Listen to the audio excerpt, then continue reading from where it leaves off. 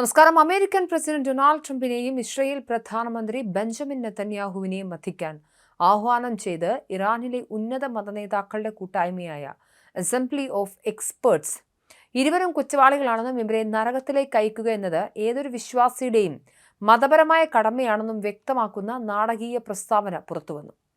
യുഎസും ഇറാനും തമ്മിൽ താൽക്കാലിക സമാധാന കരാർ ഒപ്പുവെച്ച ആഴ്ചകൾ തികയും മുൻപാണ് പശ്ചിമേഷ്യയെ വീണ്ടും യുദ്ധഭീതിയിലാഴ്ത്തുന്ന പുതിയ നീക്കം. ഇറാൻ പരമോന്നത നേതാവിനെ തെരഞ്ഞെടുക്കാനും മേൽനോട്ടം വഹിക്കാനും ഭരണഘടനാപരമായ ചുമതലയുള്ള പരമാധികാര സമിതിയാണ് അസംബ്ലി ഓഫ് എക്സ്പേർട്സ്. സമിതിയിലെ 88 അംഗങ്ങളിൽ 63 പേരും ഒപ്പുവെച്ച പ്രസ്താവനയാണ് ഇപ്പോൾ പുറത്തു വന്നിരിക്കുന്നത്.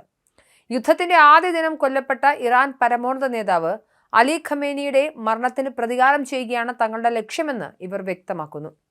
ബ്രിട്ടീഷ് മാധ്യമമായ ടെലിഗ്രാഫ് റിപ്പോർട്ട് ചെയ്ത പ്രസ്താവനയിലെ പ്രധാന ഭാഗങ്ങൾ ഇങ്ങനെയാണ്: കുറ്റവാളിയായ അമേരിക്കൻ പ്രസിഡന്റിനെയും സയനിസ്റ്റ് ഭരണകൂടത്തിന്റെ ദുഷ്ടനായ പ്രധാനമന്ത്രിയെയും വധിക്കാൻ നമുക്ക് രാജ്യത്തോടും മതത്തോടും കടമയുണ്ട്. ഈ കുറ്റവാളികളിലേക്ക് പ്രവേശനം ലഭിക്കുന്ന ചുമതലാബോധമുള്ള ഏതൊരു വ്യക്തിയും ഇവരെ നരകത്തിലേക്ക് അയക്കാൻ ബാധ്യസ്ഥനാണ്. ഒരു സാഹചര്യത്തിലും ഇത് അവഗണിക്കരുത് എന്നാണ്.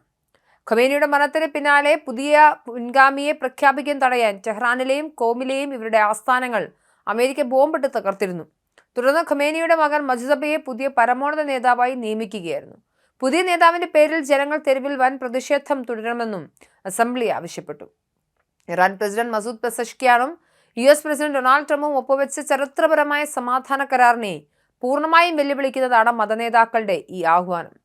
പശ്ചിമേഷ്യൻ യുദ്ധം അവസാനിപ്പിക്കാനും ആഗോള വ്യാപാരപാതയായ ഹോർമൂസ് കടലിടുക്ക് വീണ്ടും തുറക്കാനുമായിരുന്നു ഇരു രാജ്യങ്ങളും ധാരണയിലെത്തിയത്.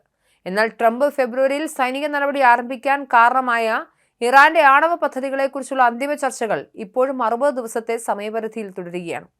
ഇതിനിടയിലാണ് ട്രംപിനെ വിശ്വസിക്കാൻ കൊള്ളില്ലെന്ന നിലപാടുമായി കടുത്ത യാഥാസ്ഥിതികരായ മതനേതാക്കൾ രംഗത്തെത്തിയിരിക്കുന്നത്.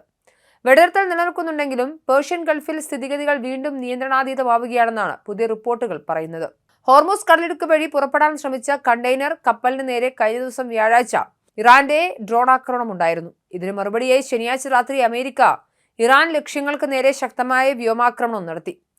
ട്രംപ് വെടിനിർത്തൽ പ്രഖ്യാപിച്ചത് വീണ്ടും ആയുധം സംഭരിക്കാനും സൈന്യത്തെ സജ്ജമാക്കാനും സമയം കണ്ടെത്താനാണെന്ന് ഇറാൻ മതനേതാക്കൾ ഭയപ്പെടുന്നു.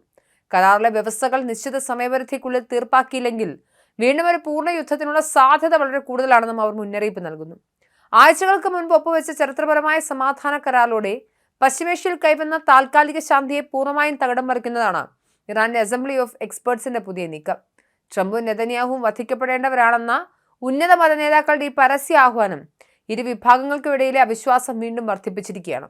ഹോർമൂസ് കടലിടുക്കിലെ പുതിയ ഡ്രോൺ ആക്രമണങ്ങളും അതിന് മറുപടിയായി അമേരിക്ക നടത്തിയ വ്യോമാക്രമണങ്ങളും വെടിനിർത്തൽ കരാറിന്റെ ആയുസ് കുറയ്ക്കുന്നതാണ്. വരും ദിവസങ്ങളിൽ 60 ദിവസത്തെ സമയപരിധിക്കുള്ളിൽ ആണവ പദ്ധതികളെക്കുറിച്ചുള്ള ചർച്ചകൾ അനുകൂലമായി തീർപ്പാക്കിയില്ലെങ്കിൽ പശ്ചിമേഷ്യ വീണ്ടും ഒരു അതിഭീകരമായ പൂർണ്ണ യുദ്ധത്തിലേക്ക് വഴുതി വീഴുമെന്ന ആശങ്കയിലാണ് ആഗോള സമൂഹം.